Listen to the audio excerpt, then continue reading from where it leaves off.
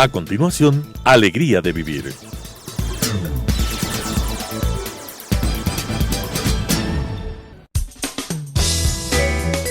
Clasificación A.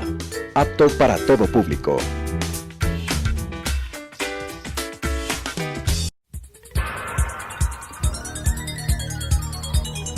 Las opiniones vertidas en este espacio por la producción y dirección del programa son de exclusiva responsabilidad de sus autores y de quienes intervienen en ellos.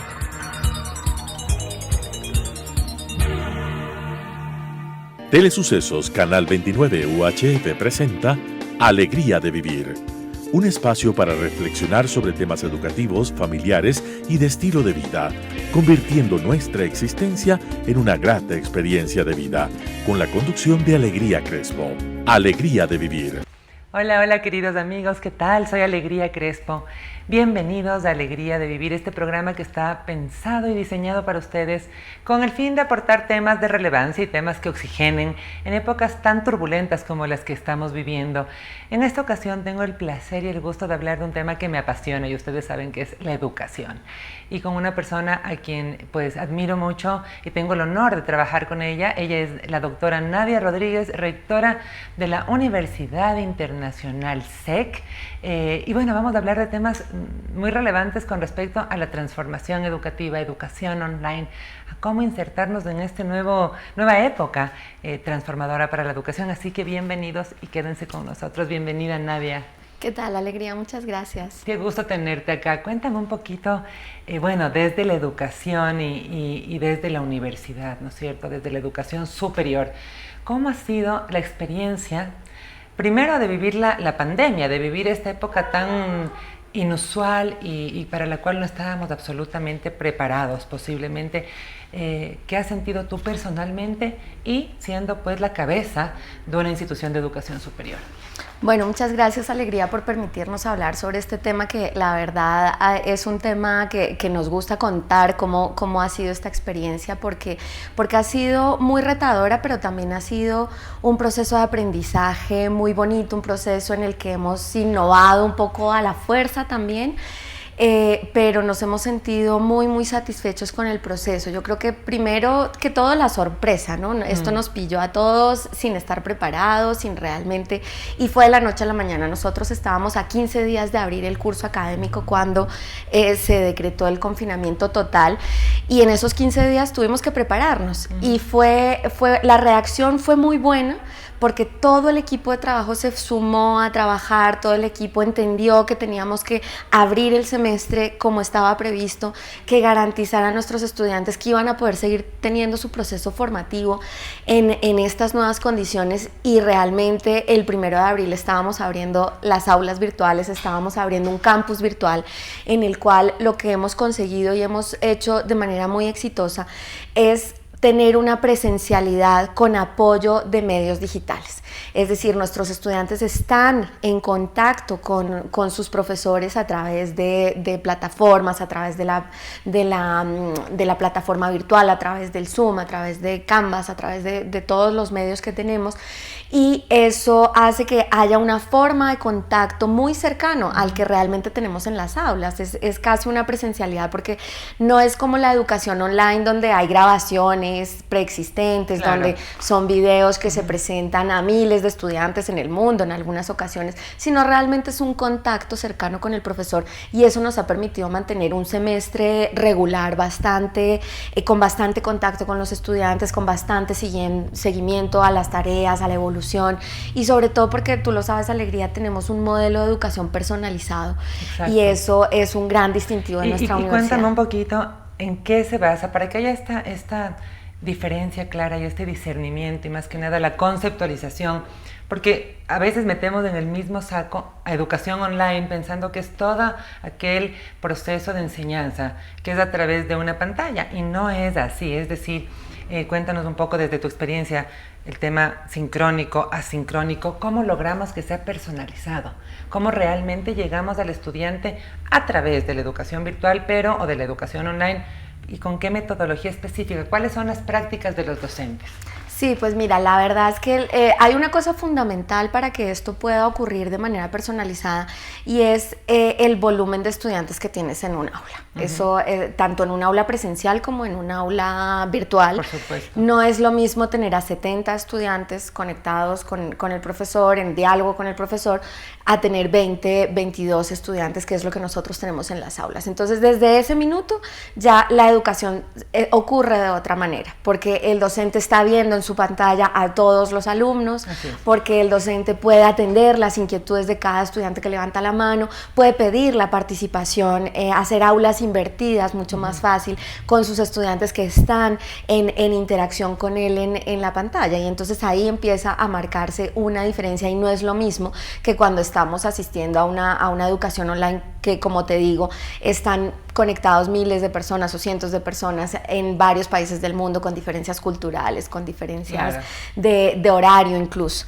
Esa es la primera parte. La segunda parte es que además de este trabajo en el aula, digamos que ocurre de manera presencial, donde hay encuentros, donde tenemos horarios, los estudiantes y los profesores se encuentran en un aula, no es como un campus virtual. Ocurre igual que en un campus presencial. Nos ponemos cita en un aula y tenemos la clase, pues aquí ocurre lo mismo, y no es que el estudiante se conecta a cualquier hora, se conecta a la madrugada, se conecta cuando puede, sino que realmente está ingresando a un aula. Esa es otra diferencia importante. Y luego, otra cosa que nos permite hacer la personalización es que nosotros hacemos un seguimiento a los estudiantes para saber cuál es su proceso de aprendizaje. Los procesos de aprendizaje son distintos para todos los estudiantes, en el presencial lo son.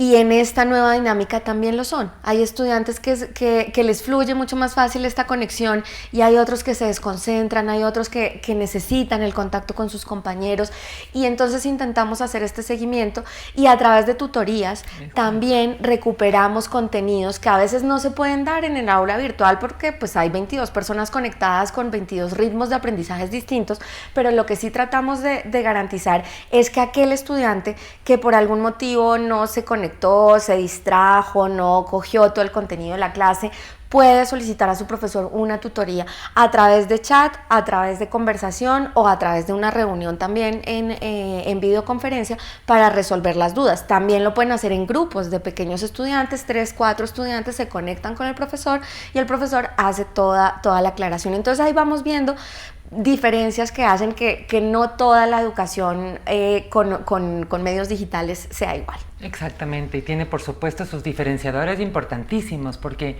como tú bien dices, que sea personalizado, porque de hecho ya la concentración no es la misma o puede variar, ¿no es cierto? El teleestrés del que se habla con la pantalla, ¿no? A veces no se logra la misma concentración. Sin embargo, si la aula es reducida o es más pequeña, puedes fijarte incluso en las reacciones de los estudiantes, y eso es lo que le hace distintiva a la Universidad Internacional SEC, que me parece fantástico, porque realmente ya es suficiente tener la educación, como tú bien dices, a través de medios digitales, pues que sea personalizada. Ahora bien, tomando un aspecto positivo posiblemente, porque si ya hemos estado sumidos en esta crisis sanitaria, humanitaria, económica, qué bueno saldrá para la educación, qué de positivo puede salir de esta experiencia para la educación superior y bueno, hablando de educación en general. Pues mira, hay varias cosas positivas que yo le veo. La primera es que había mucha resistencia a los medios virtuales. Había profesores que todavía no creían mucho en estas metodologías, directores de carrera, incluso estudiantes que también dudaban y pensaban que la calidad de utilizar otros medios podía bajar. Y yo creo que eso se ha superado. Hemos demostrado que podemos mantener una educación con apoyo de medios virtuales de calidad. Es decir, no te estoy hablando de toda la educación online, porque sí puede ser que haya contextos en los que no haya la misma calidad, pero en lo que estamos haciendo nosotros, que es tener esta presencialidad con apoyo de medios virtuales, estamos consiguiendo una altísima calidad. Entonces yo creo que ahí le hemos perdido un poco el miedo al uso de las tecnologías. Y luego hay otra cosa muy buena, y es que Sin duda, estas nuevas generaciones son generaciones más tecnológicas, Vienen de lo que chip. fuimos nosotros. Y lo que nos ha obligado es a ser muy creativos, muy innovadores y a incorporar esas herramientas tecnológicas al día a día del aula. Y nos vimos obligados a hacerlo y lo estamos haciendo de una manera adecuada, yo creo. Siempre podemos seguir mejorando, obviamente, incorporando nuevas herramientas, pero yo creo que sí se han incorporado técnicas y se han incorporado mecanismos de innovación muy fuerte en los docentes. Yo ahora lo veo cuando tengo reunión con los decanos, con los docentes, y me cuentan todos los experimentos que están haciendo, todo lo que están probando, la ilusión con la que están probando nuevas herramientas y los resultados que les dan, y veo que eso nos está motivando a ser mucho más creativos, y yo creo que eso es algo muy bueno para las generaciones futuras. Las generaciones futuras tienen que ser creativas, tienen que ser resilientes, tienen que tener capacidad de adaptación, y eso lo trabajamos mucho en la universidad con habilidades blandas, porque estas circunstancias que nos ha tocado vivir, pues el que no se adaptó no va a poder seguir. Así es. Y si no desarrollamos esas habilidades para podernos adaptar, para ser resilientes, para no deprimirnos en una situación como esta tan exigente, tan dura, donde estamos perdiendo seres queridos, donde estamos perdiendo contacto con nuestros amigos, con algo tan importante psicológicamente y sociológicamente como es el contacto humano. Si no somos capaces de sobreponernos a eso y decir, bueno, esto pasará y por ahora inventémonos nuevas formas de estar juntos, de estar cercanos, pues yo creo que eso ha sido algo positivo de todo esto. Y es fantástico tomarlo así. Ahora bien, hay que darnos cuenta que es un sector privilegiado posiblemente de la población, puesto que a nivel macro, el Ecuador todavía está sumido en una desigualdad educativa bastante severa. Sí. Entonces, creo que también podría ser un momento de cambio radical para que el mayor presupuesto vaya, por supuesto, a salud y a educación, ¿no es cierto? Con respecto a este punto, ¿tu opinión? Sí, a ver, yo creo que efectivamente esto va a tener que cambiar algunas prioridades, no solamente en cuanto a la educación, en cuanto a la salud, por ejemplo. Yo creo que nos hemos dado cuenta que tenemos que priorizar mucho la inversión en salud y en educación también. En educación tenemos que dotar de herramientas, tenemos que dotar de tecnología a todos los centros educativos del país. Eso el gobierno tiene que analizar. Conectividad, capacitación al docente, por ahí también. Efectivamente, el gobierno tiene que analizar, desde el Ministerio de Educación tienen que analizar hacia dónde se van a destinar estos nuevos recursos para tener mayor acceso a la tecnología, mayor conectividad, mayor capacitación de los docentes para que se flexibilicen para ingresar en estas nuevas formas de aprendizaje, y como te decía también priorizar el tema de la salud, porque toda esta pandemia nos ha mostrado que nuestras sociedades latinoamericanas en general no han hecho suficientes esfuerzos para dotar a los sistemas de salud y al personal médico de toda el material, toda la capacidad hospitalaria que se necesita en una situación como esta. De acuerdo. Ahora, Nadia, con respecto a en la Universidad Internacional SEC, ¿qué resoluciones se han tomado frente a lo que viene, el futuro? ¿Cómo tomar esta situación?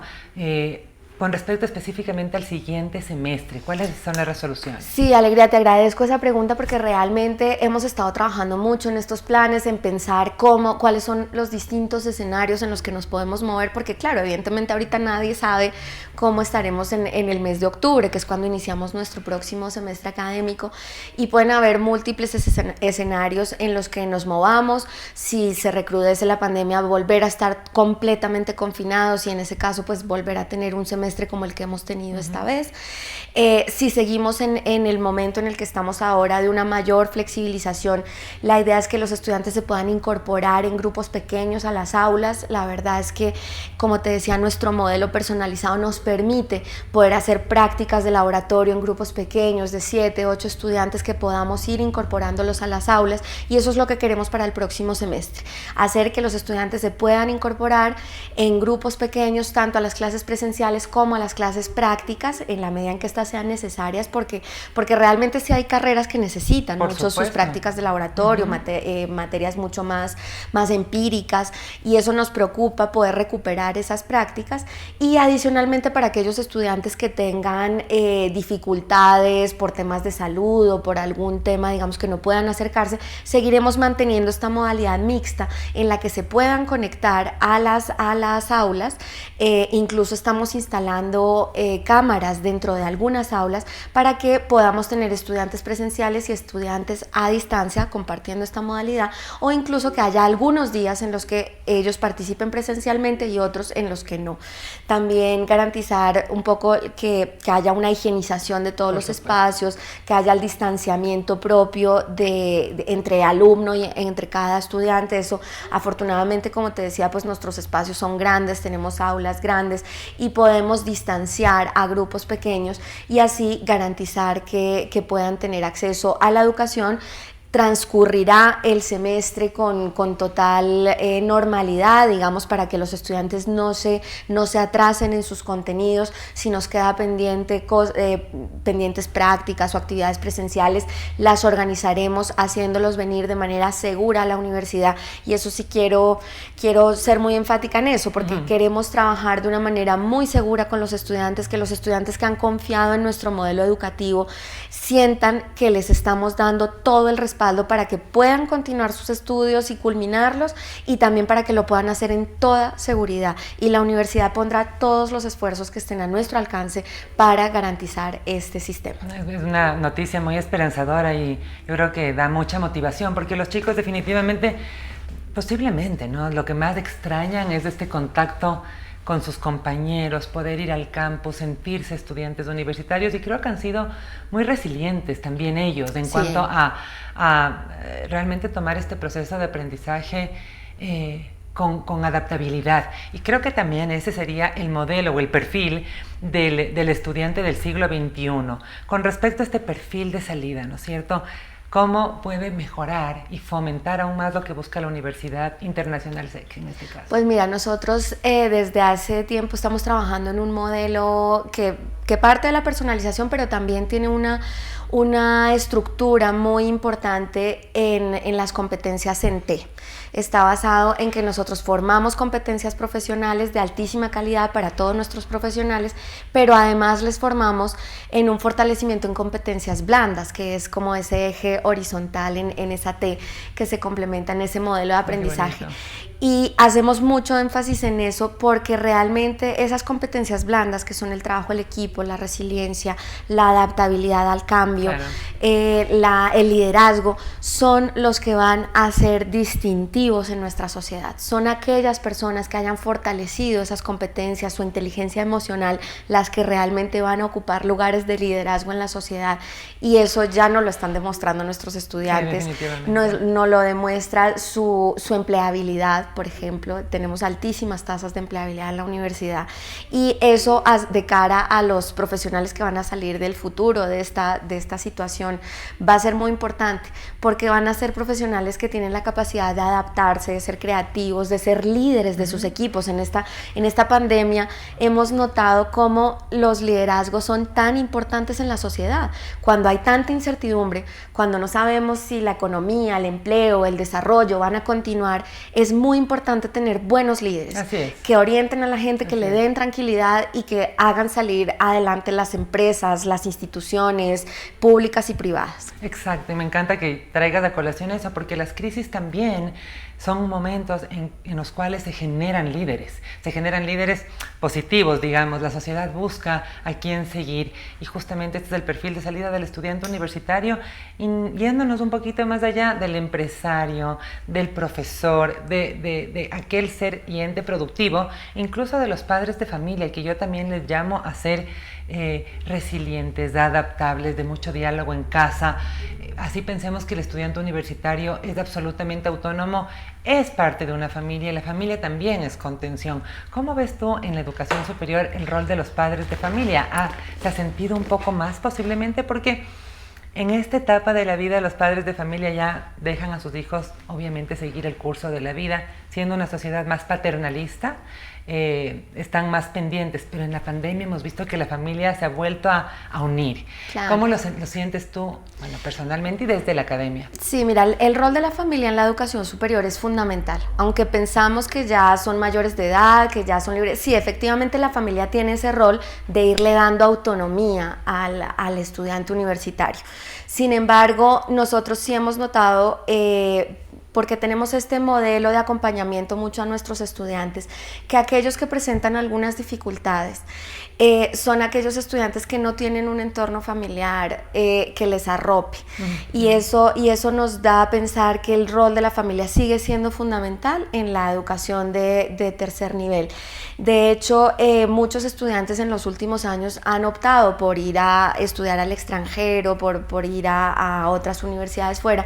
Y nosotros siempre hemos conversado con los padres diciéndoles: la experiencia de vivir afuera es muy importante y tienen que tener internacionalización. Nosotros ofrecemos internacionalización, que se vayan un semestre de intercambio, pero a veces es muy pronto que un chico de 18 años salga de su entorno familiar, social, cultural, para insertarse en otro país. Suele estar acompañado, digamos, de algunas dificultades y siempre hemos pensado que el rol de acompañamiento de los padres en esos primeros años de universidad sigue siendo importante. Esta pandemia nos ha demostrado que efectivamente así es. En este contexto en que los estudiantes han tenido que estar concentrados, estudiando en sus casas, ayudando también, porque han tenido que colaborar en la cocina, en el trabajo, en los emprendimientos de sus familiares, se ha mostrado que el rol de la familia sigue siendo muy importante para dar seguridad a estos jóvenes que están saliendo a un mundo que es un poco hostil, un mundo que realmente, a pesar de que sean adultos y que tengan muchas herramientas, siempre van a requerir saber que pueden volver a ese hogar, que tienen ese respaldo las familias, porque realmente entramos en un mundo, y lo vamos a ver cada vez más. Desafortunadamente, esta crisis económica que estamos viviendo, pues va a llevar a que la autonomía económica de las personas se dé un poco más tarde. Eso lo hemos visto en otras sociedades que han pasado por crisis económicas, y en ese contexto el entorno de la familia sigue siendo muy, muy importante. En España, cuando hubo esta gran crisis del desempleo,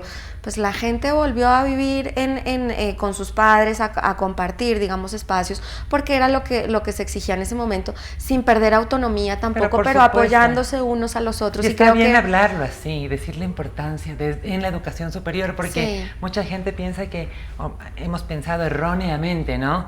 Que al chico hay que dejarle ya, digamos, absolutamente independiente, pero la contención, que es tu mensaje, ¿no? El respaldo, sobre todo, no es sobreprotegerlo, no, la autonomía debe ser muy importante, pero el respaldo, estar ahí para que en un momento de necesidad la persona sepa que tiene un entorno en el que se puede apoyar, y eso lo estamos viendo que tiene efectos muy profundos en el desarrollo de las personas, en el desarrollo de los individuos, de los profesionales. Qué bonito, porque además es así. Los padres incluso se han volcado a entender más aún qué estudia su hijo, oyendo en casa. Yo a veces cuando doy clases los veo por ahí pasar a los padres. Es decir, se ha vuelto algo mucho más natural y posiblemente de mayor unión, que es algo también rescatable de este momento. Sí. Con respecto, Nadia, al recorte presupuestario, ¿cuál es la postura un poquito de ver cómo debemos arrimar el hombro en esta época, ¿no? Para dejar un mensaje un poco conciliador? Sé tu punto de vista y cuéntanos un poco para comprender. Sí, a ver, en este momento en que toda la sociedad, digamos, está en una situación de necesidad, todos tenemos que apoyar un poco el hombro, y de hecho nosotros fuimos de las primeras universidades en dar un apoyo económico a la totalidad de nuestros estudiantes. Dimos un apoyo, un descuento para este semestre a todos los estudiantes, porque sabíamos que no iban a ser solamente algunos los que iban a sufrir con esta crisis, sino que realmente iba a ser algo transversal a todos los estudiantes, y por eso hicimos este esfuerzo importante de acompañarlos a todos. Seguiremos haciendo los mejores esfuerzos que podamos para que los estudiantes puedan acceder a una educación privada, obviamente de calidad, donde efectivamente pues no podemos dar gratuidad, porque pues la universidad es un modelo de autosostenimiento, por supuesto. No recibe fondos del Estado ni de otras instituciones, y en ese sentido pues tenemos que garantizar el empleo de nuestros profesores, garantizar el trabajo de todo el personal administrativo, pero sí tratando de hacer esfuerzos y ajustes para que todos en la universidad podamos mantenernos juntos, tanto estudiantes como profesores. Excelente. Y es así porque es momento de apoyar el hombro, como bien has dicho, ¿no es cierto? Entonces, como una recopilación, ¿y cuál sería más bien tu experiencia? Digamos, ya más, ahora sí, no tanto como líder de la institución, sino como como académica per se, es decir, además que eres antropóloga y conoces toda la sociología, antropóloga, ¿verdad? Sí, antropóloga y socióloga. Y socióloga sí. también. Entonces, desde ese punto de vista antropológico, me preocupa un poquito y te pregunto a ti desde esa especialidad que tienes, ¿cómo esto va a afectar a la larga y qué es lo que deberíamos hacer como padres, como docentes, como estudiantes? Porque no vemos los efectos todavía, seguimos en un momento de un poquito de sobrevivencia, ¿no es cierto? Estamos alertas todavía y esto va a dar coletazos luego. Entonces, ¿cuál sería tu recomendación desde la antropología, sociología, frente a este momento histórico? Sí, pues bueno, no he hecho estudios sobre el tema tu y también está muy presente, digamos, está muy reciente todo, pero sí una cosa que tenemos que tener muy claro es que la sociedad ya no va a volver a ser igual después de esto. Y en ese sentido tenemos que estar muy listos para adaptarnos a los cambios que vienen. Esa es una situación, digamos, que es innegable y que tenemos que estar todos muy preparados para el cambio. No podemos aferrarnos a lo que fue, a lo que era la sociedad, a lo que conocimos.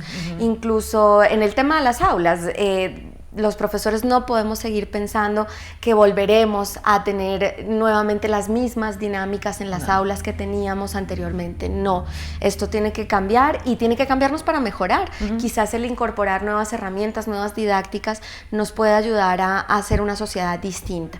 En cuanto al contacto social, también va a ser difícil volver a restablecer ese contacto, un contacto que es fundamental para el desarrollo de los seres humanos. Los seres humanos, y esto es, digamos, un tema más psicológico que antropológico, pero desde que nacemos necesitamos los abrazos, necesitamos el contacto físico entre nosotros. Un niño no se puede desarrollar intelectualmente, emocionalmente, si no tiene el contacto físico con sus padres. Y obviamente ese contacto lo seguimos teniendo en nuestras familias, eso no lo hemos perdido, pero sí que en nuestros entornos sociales sí se han roto ciertas relaciones, ciertas maneras de actuar, y vamos a estar prevenidos cuando podamos volver a hacerlo 100% hasta que no estemos, digamos, todos vacunados y realmente estemos todos en una situación distinta. Volver a una fiesta, volver a un restaurante, volver a departir con los amigos va a ser difícil, y eso pues tenemos que irnos preparando para eso, ¿no? Para que son periodos de la vida y que luego pues tendremos que volver a reconstruir esos lazos sociales. Los lazos sociales se construyen con la presencialidad y a veces pensamos que el chat o el WhatsApp o la llamada lo sustituyen, y no es tan así. No. Entonces, cuando todo esto se recupere, sí tendremos que volver a reconstruir el lazo social, a volver a tomar contacto con nuestros amigos, con nuestra familia, con nuestros entornos, y va a ser importante que hagamos acciones en ese sentido. Desde la universidad yo ya me estoy imaginando las acciones de integración que vamos a hacer cuando ya podamos estar nuevamente 100%, porque va a ser importante volver a reencontrarnos, volvernos a abrazar sin miedo, y el tejido social al final determina acciones en la sociedad. Es decir, si no hubiera interacción entre los individuos, no habría organizaciones, no habría ONGs, no habría, digamos, voluntariados, y todas esas organizaciones de la sociedad civil pues tienen que volver a reconstituirse, y para eso el tejido social tiene que volver a unirse. Sí, y me encanta escucharlo, porque nada como mirar a la persona, sentir la energía, estar en la forma en que realmente vinimos al mundo, que es la forma presencial. Es fantástico contar con herramientas digitales, es fantástico, pero volvamos a lo básico. Siempre vamos a buscar volver a lo básico, que es poder estar presentes, y me encanta escuchar que vamos a hacer actividades de integración, porque eso es lo más importante en educación, generar huella positiva. Un mensaje final, Nadia, para cerrar esta linda entrevista. Bueno, muchas gracias, Alegría, por este espacio, y decir que la universidad está comprometida con este proceso de cambio, con este proceso de desarrollo. Hemos aprendido muchísimo y lo hemos tomado de una manera muy positiva. La verdad es que yo veo que los estudiantes se han comprometido muchísimo muchísimo en su proceso formativo, los docentes han hecho un trabajo desbordante, desbordando sus horas de trabajo para entregarlas a los estudiantes, al personal administrativo también de la universidad que se ha volcado a hacer su teletrabajo, a organizarse con sus familias, con sus hijos, con las tareas, con los trabajos. Y yo creo que quiero sí dejar un mensaje de mucho positivismo desde la Universidad Internacional SEC. Yo creo que hemos aprendido muchísimo y seguiremos haciéndolo de aquí en adelante. Excelente, Nadia, muchas gracias. Y bueno, queridos amigos, gracias una vez más por haber estado con nosotros en Alegría de Vivir. Quédense con lo bueno, que siempre es mejor y todo esto va a pasar. Recuerden que la vida es un ratito y ese ratito hay que vivirlo bien. Nuevamente, gracias a Nadia Rodríguez por venir al programa. Cuídense, un abrazo, chao. Las opiniones vertidas en este espacio por la producción y dirección del programa son de exclusiva responsabilidad de sus autores y de quienes intervienen en ellos.